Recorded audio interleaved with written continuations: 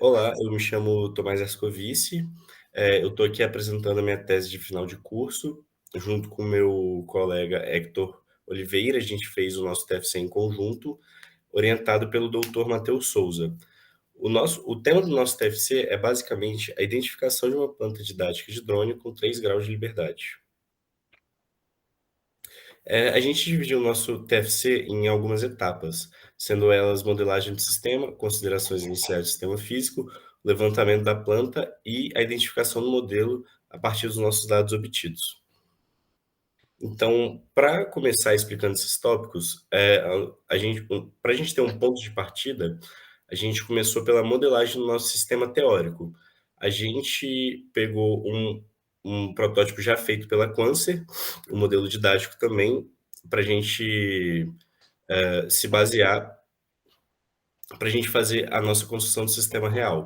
Ou seja, a gente pegou o nosso sistema, descreveu ele teoricamente sobre condições ideais, e a partir daí a gente achou as nossas equações de estado do nosso drone, que leva em consideração basicamente como que o nosso drone se comporta de acordo com os motores que a gente liga. Como a gente pode ver no nosso esquema proposto, a gente basicamente tem 4 motores de acionamento do drone que vão fazer com que haja uma força neles, que vai gerar uma inclinação nos nossos eixos, nossos ângulos de referência, e também vai causar uma rotação ao longo do eixo Z. A gente explica isso em mais detalhes no nosso relatório, mas o nosso ponto de partida foi esse: modelar o sistema para achar as equações de estado para ver como que o nosso drone vai oscilar de acordo com a potência aplicada nos motores e em quais motores a gente está aplicando essa energia. Então, basicamente, a gente tem algumas. Depois de fazer essa modelagem teórica, a gente vai partir para o nosso reconhecimento real do nosso sistema. Bom, primeiro a gente tem que considerar que a gente não está mais trabalhando sob condições ideais. Isso a gente vai mostrar a partir dos resultados que a gente obteve nos próximos slides. E basicamente algumas considerações iniciais, como por exemplo, a entrada dos nossos motores é um PWM, que vai ser limitado entre a mínima tensão que a gente consegue aplicar nos nossos motores e a máxima tensão que a gente consegue aplicar nos nossos motores. Isso vem da configuração do fabricante dos motores. E, bom, para a gente começar a modelar, a gente primeiro fez essa descrição do sistema teórico para a gente saber como usar esse modelo em caixa cinza. Basicamente, para a gente levantar todos os parâmetros do nosso drone, a gente pegou o nosso sistema, aplicou uma entrada e viu o que tinha na saída. A partir daí, e sabendo algumas características do nosso drone que a gente fez do nosso levantamento teórico, a gente consegue estipular com uma certa precisão como que o nosso modelo como que o nosso drone vai se comportar para cada tipo de situação que a gente coloca ele. E a gente adotou algumas convenções diferentes também, porque quando a gente foi fazer esse projeto, a gente estava fazendo essa modelagem a partir de um sistema já Já construído. montado.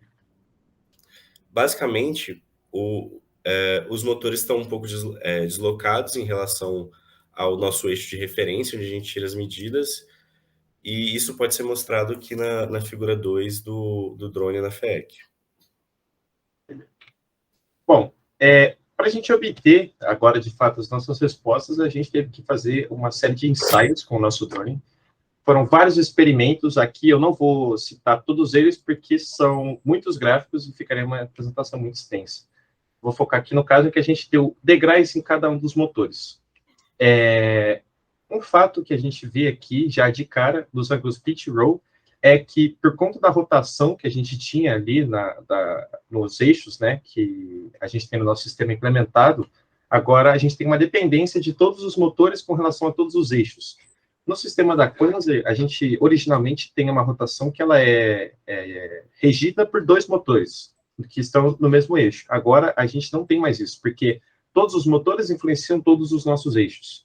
Que a gente consegue ver aqui que todos os motores eles têm uma resposta em ambos os nossos ângulos de rotação do pitch e do roll. Aqui eu não estou olhando ainda para o ângulo yaw, que é o azimutal. Um outro fato que a gente tem que falar é uma simetria dos motores. Os nossos motores, para níveis similares de tensão aplicada, para níveis similares de porcentagem de PWM, eles têm respostas diferentes. O que é, para a gente, uma imperfeição do nosso sistema. Todos os motores deveriam, em sua teoria, serem muito similares. O que a gente percebeu aqui que não é um fato para o nosso sistema, que já é uma questão para levantar certa atenção. E aqui também eu mostro a resposta do ângulo yaw para aquela mesma situação, que é o degrau em cada um dos motores individualmente separados, né? A gente vê que isso aqui é basicamente ruído para a gente não tem uma variação significativa. O que isso vai dizer para a gente? No nosso sistema real, o atrito do nosso eixo central ele é tão grande que acionar motores individualmente não é forte o suficiente para fazer com que o sistema rode.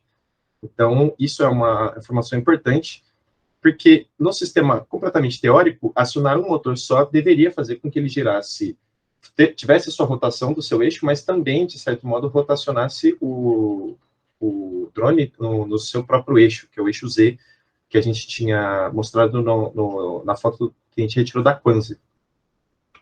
Aqui, a gente já parte para a identificação do nosso modelo. A gente usou a toolbox do MATLAB, do System Identification, para obter esses resultados por meio de equações de estado.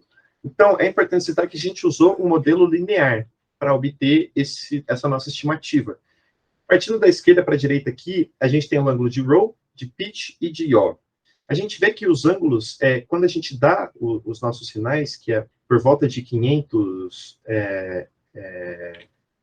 milissegundos aqui, a gente não tem uma resposta que ela é muito fidedigna.